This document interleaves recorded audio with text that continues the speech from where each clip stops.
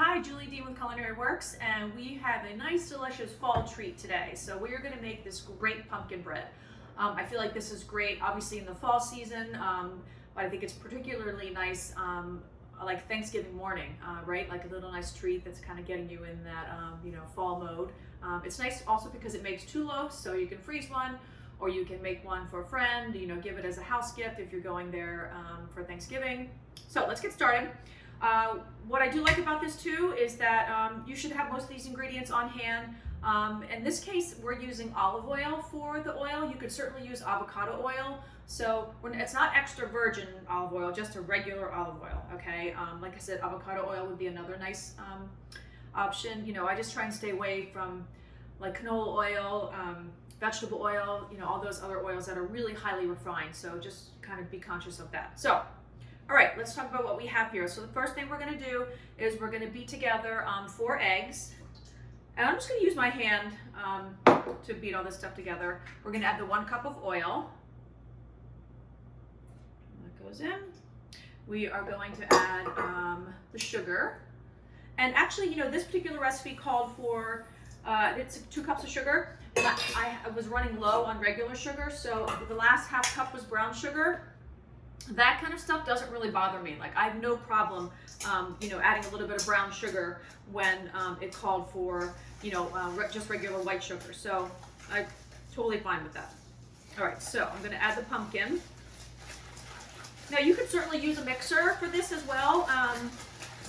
For those of you that kind of follow me and see some of my recipes, the last time I used the hand mixer here, it was like, it's one of those mixers that's 0 to 60, so it was crazy. Obviously you could, kind of bake off your little sugar pumpkins and use, make your homemade pumpkin puree, but we're not doing that in this situation. This is just a nice organic canned pumpkin. And you want pumpkin puree too. You want to make sure you don't get pumpkin pie filling. You definitely only want pumpkin puree. So, okay, so I got the rest of that there. All right. So we're just going to beat these together, as you can kind of see here, right? You can kind of get this visual of what we have here. All right. As you can see, this is pretty loose, and if my cameraman can kind of get a nice visual here, that would be great. All right, so you can kind of see here. All right, just looks nice and smooth, nothing crazy. All right, so we're gonna go ahead and start to add our dry ingredients. Now for this particular recipe, we do have some good spices in there, which I really like. Here. All right, so I'm gonna use a piece of parchment. I'm gonna show you a little trick here. All right, so we have our flour, which is here, and then we have our baking powder, baking soda, cinnamon, salt, and then we're gonna add the nutmeg. But with the nutmeg, I'm going to actually just, you could use like just the regular ground nutmeg, but this happens to be like, the whole pieces of nutmeg. So we're gonna take a half a teaspoon. So I'm just gonna eyeball it here and just kind of grind it right in just like this. All right, so we're grinding. It smells so good. I love nutmeg. And we are living in the nutmeg state. I'm in Connecticut, so little homage here. Okay, I think that was enough nutmeg there. Okay, so what I'm gonna do actually, and again, that was the cinnamon, that was the baking soda, baking powder, salt, and cinnamon. So I'm gonna take a whisk here, or no, a sieve, I guess you call this a sieve, sorry, not a whisk. Put it here, and this is gonna just aerate it. All right. I'm gonna take a little spoon. Let it all kind of shift out here. So this is going to aerate, it's going to get rid of any lumps, and it's going to really combine the leavening and the salt and the spices really well. Parchment paper works tremendously for this. Okay, so there we go. Little kind of hard particles there at the bottom. We don't need to add those. Okay. So now all you do here, you take it like a funnel almost, right? And then you're going to slowly add it to your mixture just like this. So a little bit at a time, so we'll start with that. Put that there. I'm gonna start to combine this.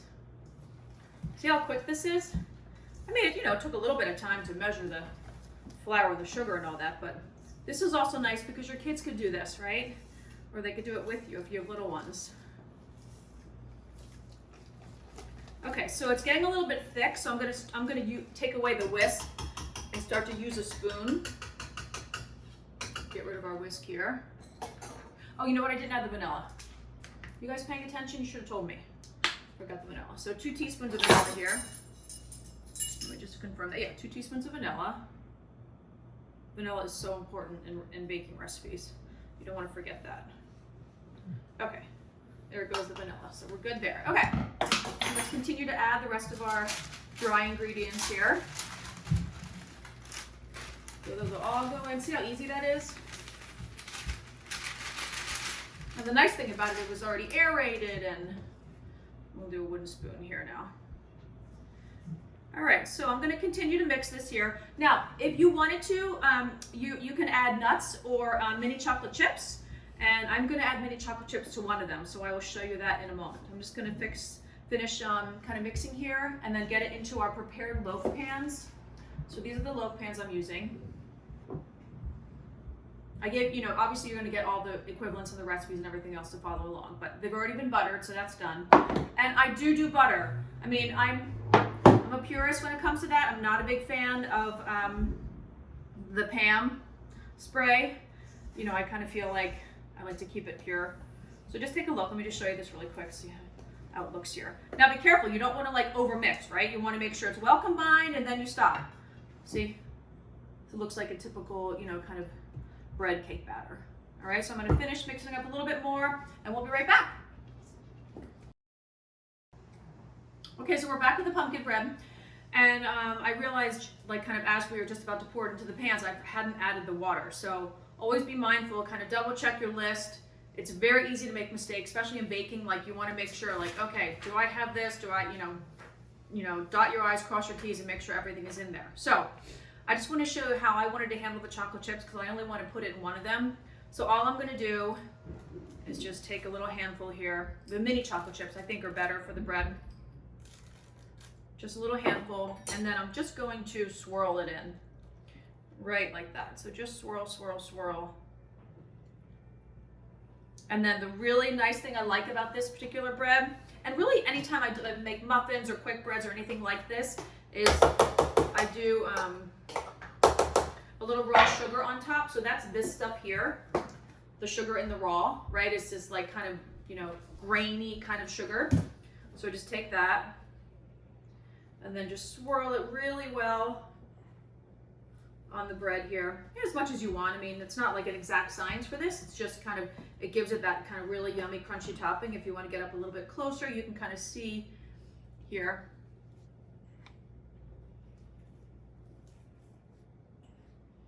All right, well, that's good. So there you go. All right, so these are gonna bake in the oven at 350. I'll check the time. I think it's like, let's see. So they're gonna bake for probably about 60 to 80 minutes. So they definitely take a while. I think that's enough sugar. And then we'll show you what they look like when they come out. Let's take a look at our pumpkin bread. I think it looks great. It definitely took the 80 minutes to cook. So, I did, put a toothpick in and it came out clean. So that was, closer to the 80 minutes. So this is the one with the chocolate chips. And, it does help to use a serrated knife, but it looks pretty, right? Let's take a look at this one here. This was the plain. I just think, it's kind of a nice little treat, on Thanksgiving morning, or even, an afternoon snack with a cup of tea or something. And you could certainly also, sometimes what we do in the morning is just toast it, and then put a little butter on it. It's nice with coffee, so I have a little taste here for you. And the top, like I told you, it has that, you can hear that little crunch a little bit. It has that raw sugar on top. It's great.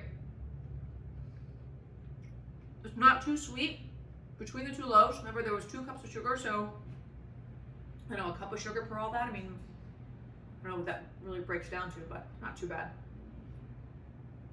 Give it a try, my friends. Pumpkin bread.